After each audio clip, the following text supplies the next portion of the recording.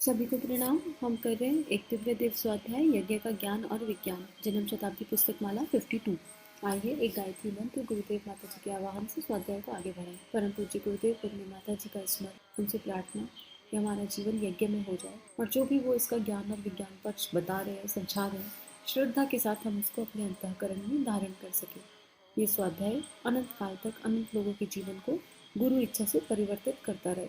ॐ भूर्भुवः स्वः तत्सवितुर्वरेण्यं भर्गो देवस्य धीमहि धियो यो नः प्रचोदयात्।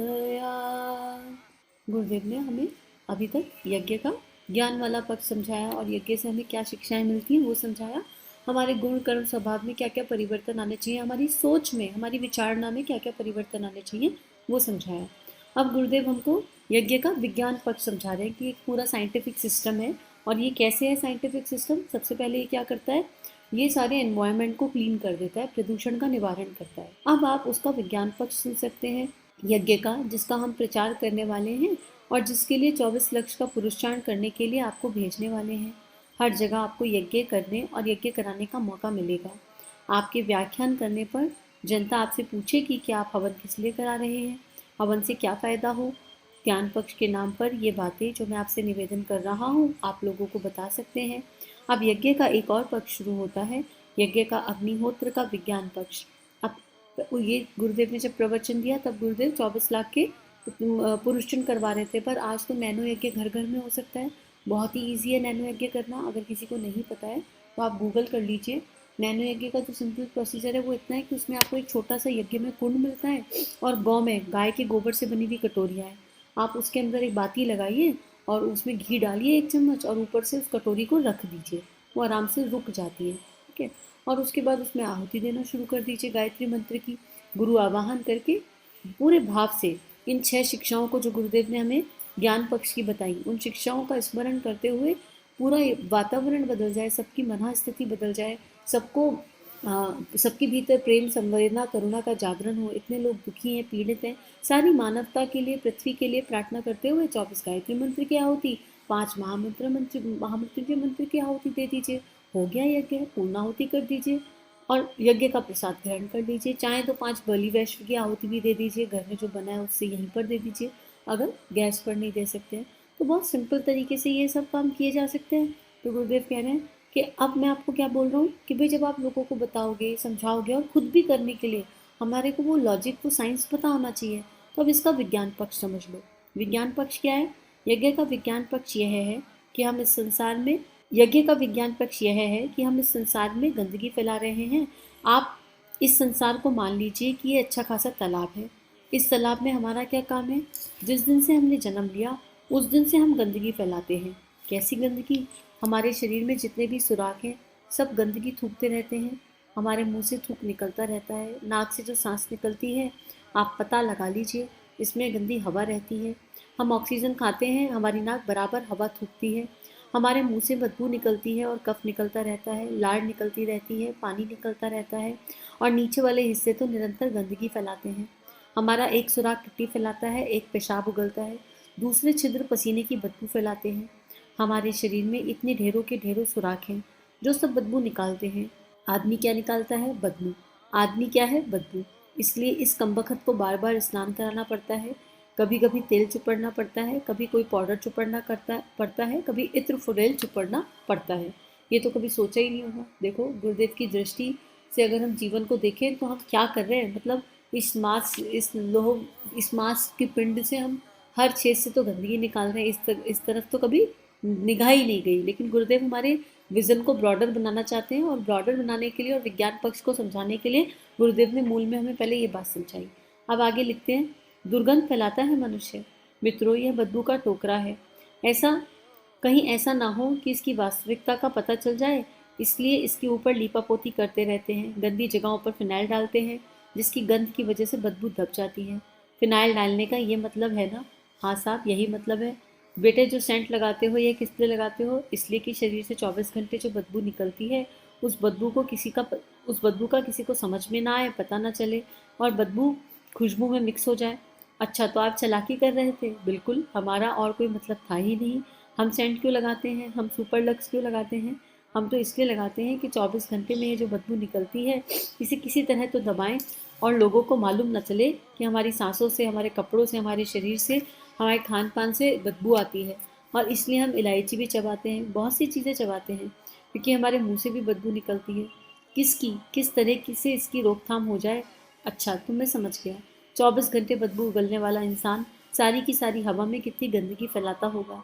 अगर कभी आप बैठे और गणित के हिसाब से देखें कि हर क्षण इन सारे के सारे सुराख, जिनमें से जिसमें पसीने के सुराख भी शामिल हैं, कितनी बदबू निकलती है, और आदमी अपनी संपूर्ण जिंदगी कितनी बदबू फैलाता है। हे भगवान, आज तो ऐसा लग रहा है कि इसको पढ़कर कि क्या ही है, ये तो इस तरफ कभी निगाह ही नहीं गई। और यज्ञ के माध्यम से हम क्या कर रहे हैं? यज्ञ एक प्रकार की सफाई का टैक्स है, गुरुदेव इसे समझा रहे हैं। मित्रों, आपके शरीर में से 24 घंटे बदबू निकलती है। आप इसका सफाई टैक्स अदा कीजिए। सफाई टैक्स आवश्यक है। हाँ भाई साहब, सफाई टैक्स आवश्यक है। यदि सफाई टैक्स आप नहीं देते तो चुंगी वाला आपको गिरफ्तार कर लेता है, समाज आपकी निंदा करता है और आप आध्यात्मिक दृष्टि से भी गुनाहगार हो जाते हैं। अतः आप टैक्स अदा करें, ताकि जिस हवा में से आपने अच्छी हवा ली, जिसे खराब करके आपने हवा पैदा करी, उसके स्थान पर उसका कर्ज चुकाने के लिए, बैलेंस बराबर कर देने के लिए आपको टैक्स देना चाहिए। यह क्या है? यह विज्ञान है। गंदगी को दूर करने के लिए अच्छी सुगंध फैलाना क्या है? यह हमारा फर्ज है और हमारा नागरिक कर्तव्य है, ताकि समाज से जब हम विदा हों तो हमारा बैलेंस बराबर हो जाए। गंदगी कितनी फैलाई? 100 मन।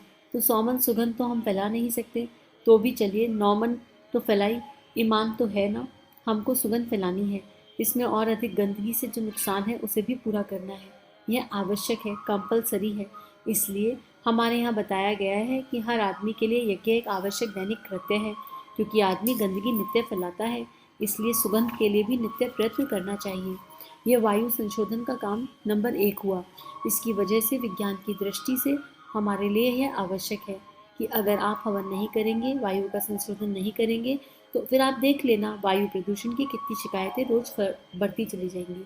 इसको अगर लॉजिकली भी सोचें हम, तो मान लो आप अपने घर की 10 दिन सफाई ना करो, तो कितना अजीब हो जाएगा ना, घर का एनवायरनमेंट कितना ख़राब लगेगा। हम खुद 10 दिन अपनी सफाई ना करें तो हमें कितना ख़राब लगेगा। ऐसा लगेगा घर की वायु दूषित हो गई, कहाँ पर सांस ले रहे हैं। तो हमको, क्योंकि खुद को जब हम सांस लेते हैं तो भीतर अच्छी सांस जानी चाहिए, साफ शुद्ध पवित्र वायु जानी चाहिए, क्योंकि हम छोड़ क्या रहे हैं ये तो हमको पता चल ही गया। पूरे स्वाध्याय में गुरुदेव ने यही बताया कि हम अपने सारे छिद्रों से क्या छोड़ रहे हैं। ठीक है, जो हम छोड़ रहे हैं वो जाके इस वायु में कॉन्ट्रीब्यूट ही तो हो रहा है ना। जो मेरे अंदर से निष्कासित हुआ, मेरे शरीर से निष्कासित हुआ, वो मेरे आसपास, मेरे पूरे वायुमंडल में, वातावरण में फैल गया। अब वातावरण में जो फैल गया उसको क्लीन नहीं करेंगे तो हम वापस उसी को ग्रहण कर लेंगे। अगर उसी को ग्रहण, मतलब साइंस ऐसे है ना कि अगर अगर आप अपने वॉशरूम की सफाई ना करो आप 10 दिन, तो आप वॉशरूम में जा ही नहीं पाओगे। वॉशरूम की बराबर सफाई करनी पड़ती है ना, घर की बराबर सफाई करनी पड़ती है, शरीर की बराबर सफाई कर रहे हैं, क्योंकि हमको पता है कि हम वापस उसी को ग्रहण कर लेंगे। तो यज्ञ के माध्यम से हम एक बैलेंस क्रिएट कर रहे हैं कि हम शरीर से जो मर्जी छोड़ें, हम अपने घर का वातावरण चेंज कर रहे हैं। बहुत लोगों को आपने कैम्फर जलाते हुए भी देखा होगा, बहुत लोग कच्चा कपूर जलाते हैं। आजकल कैम्फर डिस्पेंसर बहुत कॉमन है, अगरबत्ती जला रहे हैं, धूप बत्ती जला रहे हैं। ये भी क्या है? ये भी एक तरह का कॉन्ट्रीब्यूशन है। अब यहाँ भावना मिलनी चाहिए पहले, क्योंकि हर चीज़ एक एनर्जी है। अगर हम गुस्सा कर रहे हैं, अगर हम अशांत हैं, अगर हम किसी से ईर्ष्या का भाव रख रहे हैं, अगर हम जलन का भाव लग रहे हैं, अगर हम ये सारी भावनाएं रख रहे हैं ना मन में, तो हम इससे जो फैला रहे हैं वो भी गड़बड़ फैला रहे हैं।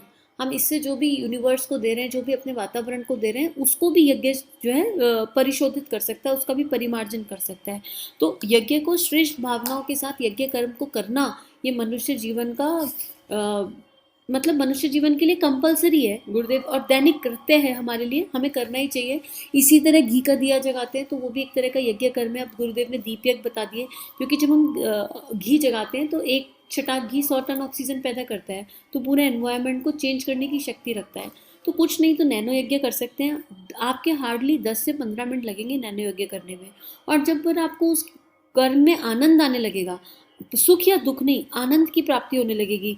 जब आप अपने अंदर चेंज देखोगे, जब आप यज्ञ की अग्नि को देखोगे, तो वो परिवर्तन अपने भीतर स्थान ग्रहण करेंगे। जो आप यूनिवर्स में भावनाएं विचारणाएं छोड़ोगे वो लौटकर आप तक आएंगी, और जब वो परिवर्तन अपने भीतर फील होंगे तो फिर यज्ञ का काम नहीं लगेगा। फिर लगेगा कि ये तो बाय डिफॉल्ट है, जैसे खाना खाना है, पानी पीना है, ऐसे ही यज्ञ भी बाय डिफॉल्ट है और उसको करे बिना मन नहीं लगेगा। तो गुरुदेव यही कह रहे हैं कि वायु प्रदूषण की शिकायत अगर हम यज्ञ नहीं करें तो रोज़ बढ़ती जाएगी, क्योंकि मशीनें गंदगी फैलाती हैं, फैक्ट्रियाँ भी गंदगियाँ फैलाती हैं, सब जगह हर इंसान हर तरह से तो गंदगी फैला ही रहा है। और इंसानों द्वारा कितनी गंदगी फैलती है, चलो मशीन फैक्ट्रियाँ कम होंगी, लेकिन हम तो कितने सारे लोग हैं इस पृथ्वी पर, जितने भी मनुष्य हैं उन सबके पास ये 6 छेद हैं, तो हम कितनी गंदगी ऑलरेडी फैला रहे हैं। तो अगर हम इसको हम बैलेंस करना चाहते हैं, एटलीस्ट हम अपने इंडिविजुअल शरीर से जो भगवान ने दिया है उससे जो गंदगी फैल रही है उसको तो बैलेंस करने की सोचें। ये तो बहुत इंपॉर्टेंट हो गया फिर। तो गुरुदेव ये लिख रहे हैं कि इंसानों द्वारा जो गंदगी फैलाई जा रही है उसका निराकरण करना हमारा नागरिक कर्तव्य है, हमारा सामाजिक कर्तव्य है, हमारा नैतिक कर्तव्य है। अर्थात यज्ञ इंसान का नैतिक कर्तव्य है और हमें इस कर्तव्य को पूर्ण करने के लिए काफ़ी सारी रीजनिंग ऑलरेडी दी जा चुकी है। अगर अभी भी हमको समझ नहीं आ रहा कि हम जो है दुर्गंध फैलाता जो है चलता फिरता क्या है, रोबोट है जो दुर्गंध फैला रहा है, और अब हमारी जिम्मेदारी है कि हम अपनी भावनाओं से, अपने विचारों से और स्थूल शरीर से यज्ञ कर्म करके इस टैक्स को जमा करें और यज्ञ अग्नि को अपने जीवन का हिस्सा बनाएं। आज के लिए इतना ही स्वाध्याय। हम सभी का जीवन गुरु शक्ति के दिव्य सूक्ष्म सानिध्य में मंगलमय है। सभी को प्रणाम।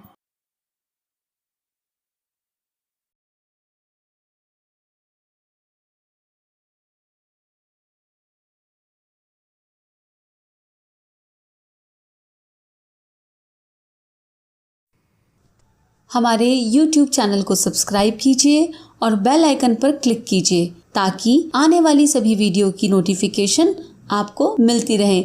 आप सभी को बहुत बहुत थैंक यू।